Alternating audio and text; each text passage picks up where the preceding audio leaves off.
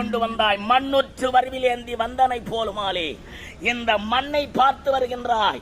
ஏனென்றால் ஒருவன் தவறு செய்து விட்டால் அந்த தவறு செய்தவனை 10 பேர் அமர்ந்து கொண்டு பஞ்சாயத்து செய்கின்ற இடத்திலே தவறு செய்தவனை அழைத்து, ஏனடா இந்த தவறை செய்தாய் என்று அவனை விசாரிக்கும் பொழுது அவன் தலை நிமிர்ந்து வார்த்தையாட மாட்டான்.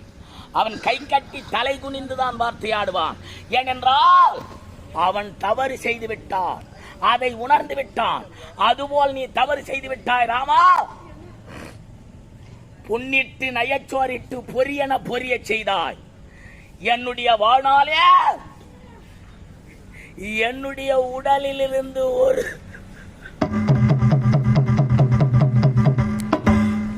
ஒரு துளி உதிரம் கூட வெளிப்பட்டது கிடையாது ராமா. அப்படிப்பட்ட இந்த வாளியின் உடலை இரத்த பிழம்பிற்கு ஆளாக்கி விட்டாயே ராமா.